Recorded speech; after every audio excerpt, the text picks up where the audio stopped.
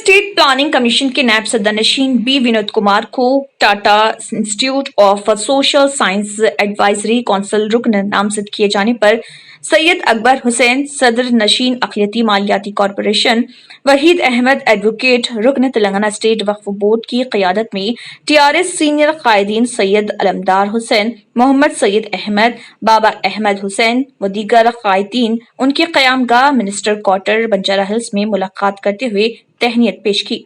Graduate council election और दीगर उमूर पर तबादला ख्याल भी किया। कायदीन ने मजीद बयान में कहा है कि बी विनोद कुमार का शुमार KCR करीबी बाएतमाद रफीकों में किया जाता है। इस इदारे की जिम्मेदारी तफवीज़ करना तेलंगाना रियासत के लिए बाइसे फख्र है।